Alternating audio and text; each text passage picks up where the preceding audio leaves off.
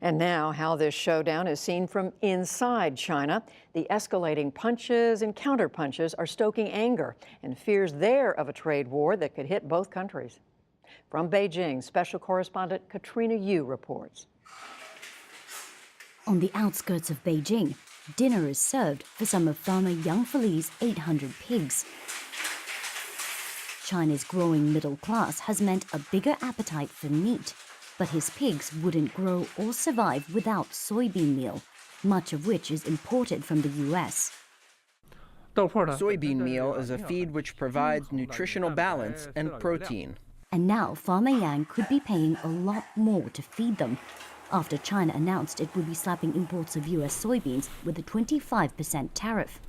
The levy will also be added to more than 100 other American goods, including cars and planes.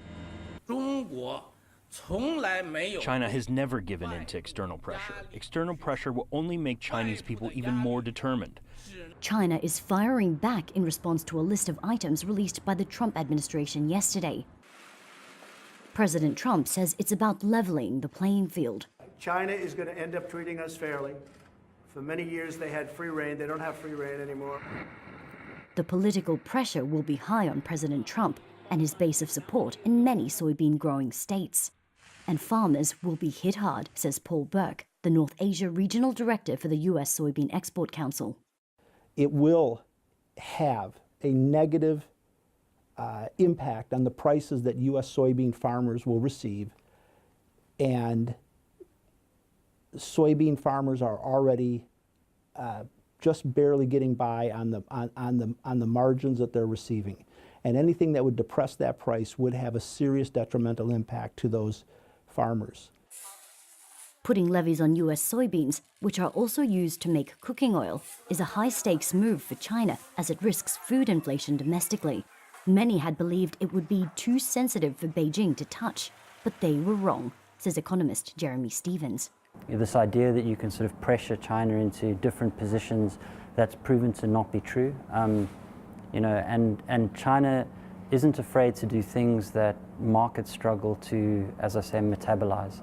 But China is quick to remind the US that it threw the first punches, starting with 30% duties on solar panels and washing machines, then the 25% tariffs on imported steel and 10% on aluminium just weeks ago.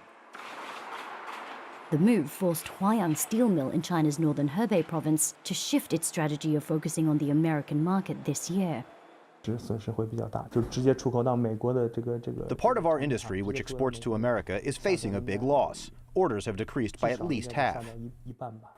The measures were Washington's first strike in a battle to address a global trade imbalance.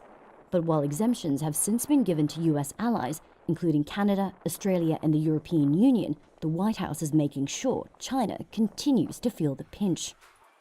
America's trade deficit with China, comprised mostly of computers and other electronics, soared to $375 billion last year, according to U.S. figures, up 8% from 2016.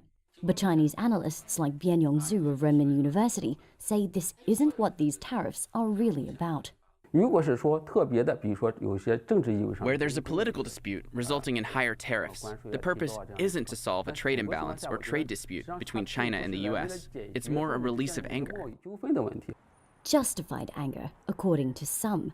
The U.S. has long accused Beijing of unfair trade practices, including relying on state subsidies and stealing intellectual property. American companies operating in China say they're forced to spill tech secrets in order to set up shop.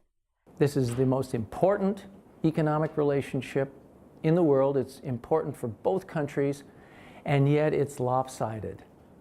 And we need to do something to get a level playing field, and talking for 20 years has not done it. So I guess the administration's saying, let's try something else. That something else has sparked panic from businesses on both sides of the Pacific. A group of retailers, including Walmart and Macy's, sent a letter to the Trump administration late last month, urging a rethink on extra levies on household items, such as bedding, clothing, and electronics routinely imported from China. While the new tariffs avoid these goods for now, costs will increase for American manufacturers who depend on Chinese machinery and imported parts. Washington's plan targets robotics, new energy vehicles, and telecommunications.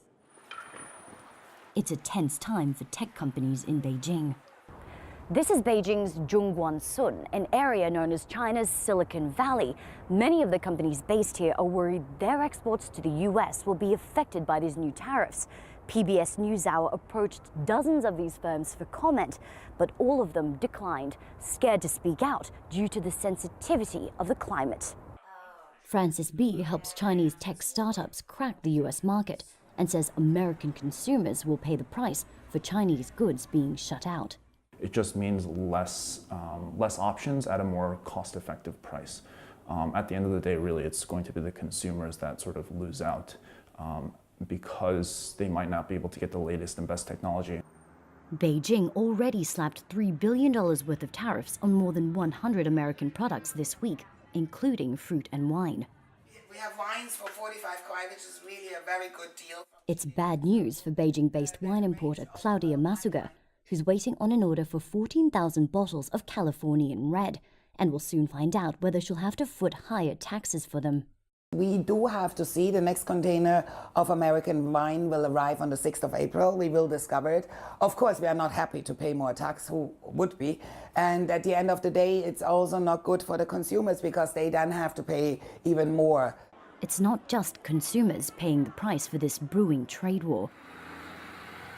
As farmers and industry groups deal with the fallout from today's announcement, others are bracing themselves for more possible tit-for-tat measures.